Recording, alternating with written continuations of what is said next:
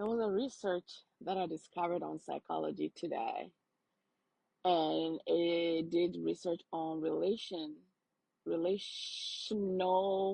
tendencies of men.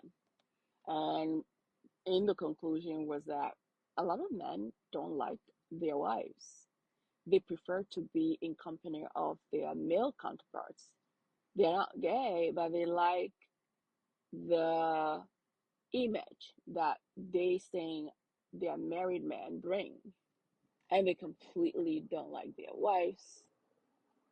They even HAT, and especially after the woman has kids. They don't like their wives, they don't like their children. A lot of times they feel trapped in those marriages. Disclaimer, there's a lot of great men out there who actually want to and love their families. The majority, if you doubt me, listen to them. Listen to men talk in the man cave when they're hanging out by themselves, when they're hanging out at the bar, when they're hanging out at the cigar lounges, when they're hanging out in church, before church, after church, when they're hanging out in your house.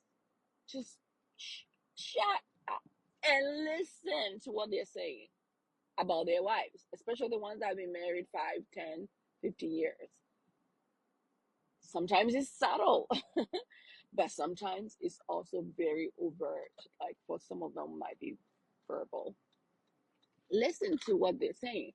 They have enough money to marry their maids, right? Because that woman is cooking, cleaning, chasing up with the kids. Listen, um, as someone who's been and had experience over a decade, especially in patriarch, patriarchal, the patriarchy world that we are in, look, you have to be real with yourself. And as women in heterosexual relationships, don't pretend like what you see, you don't see it. And take care of yourself, detach emotionally. You can change that man, accept it for what it is. If you realize your man, your husband truly don't like you, they go to work early, they stay at work all the way too late, and it's a pattern. Even on the weekend, they are going to work constantly. They are not looking to have date line with you. I mean, date nights with you, take you out to wherever they're going. They prefer to hang out with their boy guy friends than to hang out with you or plan things with you. Or if you're gonna plan things with them, it's painful. It's like you're just pulling on like it's dead weight mode. Okay, just telling you right now, there's research behind it. Go search on Psychology Today, from research and from personal experience. I'm just saying it again. They only do it because it looks good on them to say they are married. But otherwise, they don't like you. Look at the patterns. Be quiet enough to see what they want. They want to keep you around enough for you to, especially if you're the one building them up, motivating them, therapizing them, whatever. You're spending all that energy. Learning from some of us, don't do that. Okay? They're keeping you trapped until they get to where they need to get to. And if you make that mistake of not elevating yourself and keeping yourself elevated while you're in it, you're the one who's going to be standing there left with barely anything, with vulnerable children, with barely anything. So don't do that. Notice, see, open your eyes, be present, make a safe exit plans if necessary. I don't like it. Men act, and men are so different from us women. They become completely detached and attached from the relationship with you have with them and with the children. And that's just a brutal honest. If you like, watch Dateline, watch any of those crime shows where a lot of women get unalived. Or the women who've been in marriages over decades, 20, 30 years, and they'll say they stay there a lot of times because they sacrifice something. Or if they're wise enough, or they've seen their mothers or grandmothers and aunties do it, they have the blueprint. If you don't have the blueprint and you think you're gonna love that man into loving you back, or pray out in them to loving you back, or you're trying to be a good girl,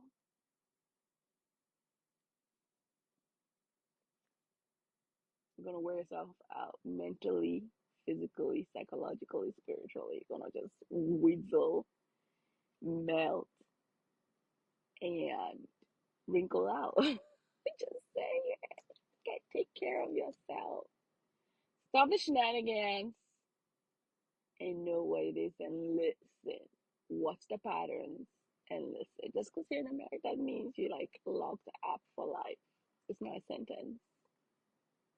It ain't gonna go ahead and judge that you're sentenced to life. Yes, you're dedicated, but you cannot be the only one being dedicated. So marriage is a beautiful thing. It's great guys out there, but some guys come in with a mask, with a representative. And when you start to notice and be present in your relationship and see what's happening. And when you see it for what it is, accept it for what it is, and start making your next steps, next plans. Don't lose yourself in decades and not work on yourself, your career, your finances, yourself, mental, psychological, all of it. Love you so much. Bye. Hospital bed with this man's son. That man didn't care if I made it through that. You know the crazy thing about having a side chick as a man is that your side chick is very calculative. Any man that has a side chick has signed his death warrant. You know why? Because your side chick will never argue with you like your wife. Your side chick will always behave as the best. Your side chick will always want to feed your ego. So it will now register in your mind that she's humble, not knowing that she's calculating you. What most side chicks accept in relationship with you, they will never accept it in marriage with you. You see that side chick that knows the right thing to say, always pamper you even in your stupidity and your foolishness. You come to your side chick, you abuse your wife, you talk against your woman, you say this woman is this woman is that, I don't understand all this kind of nonsense, blah blah blah. The side chick will say, well, I don't know what is wrong with women. Let me shock you. Wait till you marry that side chick. You will understand that you were dining with the devil. You were any woman who is your side chick is a danger to your destiny.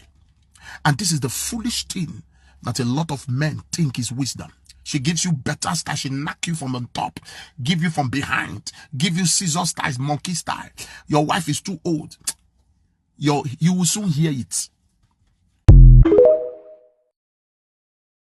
Anybody telling a single mom that you don't mean anything, or you don't bring value, or you're not accomplishing much, you got to get that out your head, and you got to get those voices out your head. You are absolutely making an impact, and you cannot allow the relationship with a father of that child to deter you from building something significant in your own personal life. And I hope single mothers hear me on that and hear you on that, because man, I feel sorry for the men who choose to not be in their children's life. And all of this goes on to that single mother. Mm-hmm. And I wanted to ask that question because I knew the answer to that question.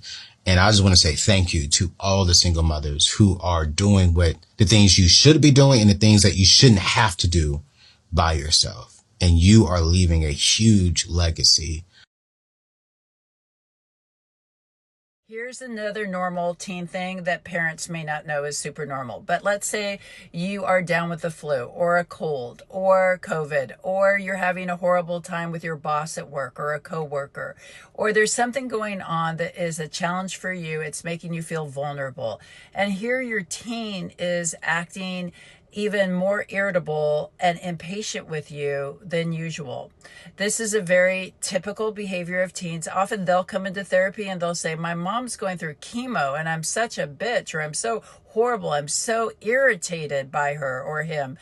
And what often is happening for the teenager is that they're actually getting triggered because their parents going through something, and that sort of challenges their ability to feel safe and secure, because teens really like their parents to be pretty okay within a pretty narrow window, because when parents seem like they're pretty okay, pretty solid, it makes kids feel secure. So that's what's going on there. It doesn't mean your kid doesn't love you or has no compassion. It means that they are being overwhelmed actually with uncomfortable feelings in the face of your vulnerability. What do you consider to be the definitive symptom of childhood trauma? I think for a lot of us, it's about trying to get a difficult person to be good to us in our adult. Wait, say that again. Say that again. That is so important. Say that again. A definitive symptom of childhood trauma is about trying to get a difficult person to be good to us. Okay, so that's it. Right. I mean, that right there. If we stop the show here, you've just given us the wisdom for the ages, right? Because it's that. It's trying to get a difficult person to be good to us. So many people in this community not only endured this in childhood, tried to get the parent to love them, but then went through a series of relationships in adulthood where the entire relationship was about getting that dysfunctional, harmful, difficult, toxic person to be good to them. Why are we trying to get a difficult person to be good to us? One is, like you just mentioned, it's familiar. We will spend a lifetime in patterns of relationships, whether it's a boss or a partner or friends. These are the patterns that I see for people who grow up with a difficult parent. There's lack of sense of self in there. The missing ingredients is like our own goodness and our own power. So I think when we wake up and we start doing this work where we start to look at narcissistic relationships, or the thing where we find ourselves in them, is the turning point is when people kind of go, F this. I'm never going to win with this level of difficulty. And why am I doing it? Why am I compelled to keep doing this dance with somebody who just sets me up for failure? Join the Dr. Ramani Network today.